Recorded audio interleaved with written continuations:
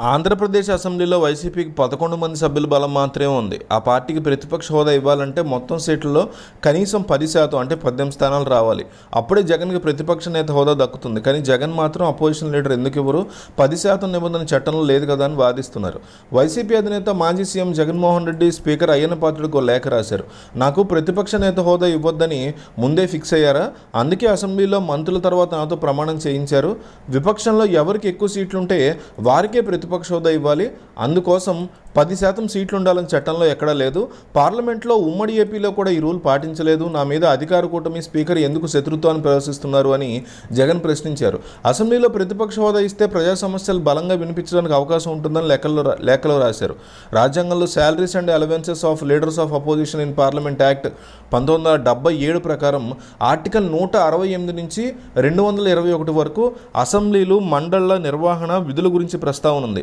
ఏదైనా చట్టసభలో అధికారంలో ఉండే పార్టీ తర్వాత అతిపెద్ద పార్టీకి ప్రధాన ప్రతిపక్ష హోదా దక్కుతుంది. ఇది రాజ్యాంగంలో ఉంది. అందుకే అపోజిషన్ లీడర్ కావాలని జగన్ డిమాండ్ చేస్తున్నారు. కానీ ఆ తర్వాత కాంగ్రెస్ గవర్నమెంట్ చేసిన చట్టం మీద ఆయనకు అవగాహన లేదని అంటున్నారు పరిశీలకులు.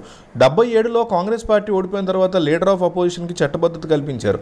దాని ప్రకారం చట్టసభల్లో 10% సభ్యులుంటేనే ప్రతిపక్ష నేత హోదా వస్తుంది. అంటే లోక్సభలో 55 సీట్లు రావాలి. అదే ఏపీ అసెంబ్లీలో అయితే 18 సీట్లు దక్కాల్సిందే. అపోజిషన్ లీడర్తో వచ్చే బెనిఫిట్స్ ఏంటంటే క్యాబినెట్ హోదా ఉంటుంది. సభలో సీట్ల కేటాయింపులో విపక్షానికి ప్రాధాన్యత ఉంటుంది. క్యాబినెట్ హోదాతో పాటు పిఏ సహా సిబ్బంది అలవెన్స్లు ప్రోటోకాల్ వర్తిస్తుంది. సభలో చర్చల సందర్భంగా స్పీకర్ ప్రధాన ప్రతిపక్ష నేతను సంప్రదించడం ఆనవాయితీగా ఉంటుంది. ప్రశ్నలు వేసే విషయంలో కూడా ప్రయారిటీ ఇస్తారు. బిల్లుల మీద చర్చ సందర్భంగా ప్రతిపక్ష నేత హోదా ఉన్నటువంటి పార్టీ ప్రాధాన్యత దక్కుతుంది. కాంగ్రెస్కి ఇది దక్కలేదు. 2014లో కాంగ్రెస్కి పార్లమెంట్లో 44 సీట్లు వచ్చాయి.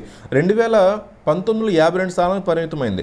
దాంతో అపోజిషన్ లీడర్ ఇవ్వడానికి ఎన్డీఏ ఒప్పుకోలేదు. ఆ టైంలో ప్రతిపక్ష నేత హోదా కోసం సుప్రీంను ఆశ్రయించిన కాంగ్రెస్ కానీ తాము స్పీకర్ అధికారంలో జోక్యం చేసుకోబోమని సుప్రీంకోర్టుకి ఈ పిటిషన్ తిరస్కరించింది. దాంతో లోక్సభలో రెండో పెద్ద పార్టీ అయినా కాంగ్రెస్కి అపోజిషన్ హోదా రాలేదు.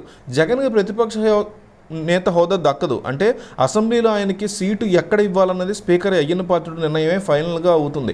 సభ జరుగుతున్నప్పుడు చర్చకి టైం కేటాయించిన అవసరం లేదు. జగన్ సాధారణ ఎమ్మెల్యే మాత్రమే, పులివెందుల ఎమ్మెల్యే మాత్రమే. ఆయన క్యాబినెట్ హోదా ఉండదు.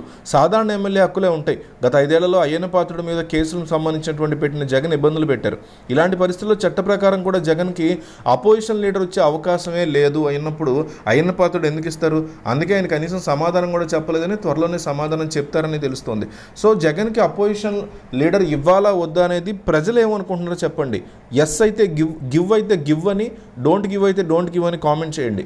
రీజన్ కూడా తెలియజేయండి. ఏదో గుడ్డిగా జగన్ మీద ఎగనిస్ట్గానో జగన్కి గుడ్డిగా సపోర్ట్ చేయడం కాకుండా ఎందువల్ల ఇవ్వకూడదని మీరు అనుకుంటున్నారు చట్టం పక్కన పెట్టండి. అసలు ప్రజలు ఏమనుకుంటున్నారో కామెంట్ చేయండి. గివ్ లేదా డోంట్ గివ్ అని కామెంట్ చేయండి.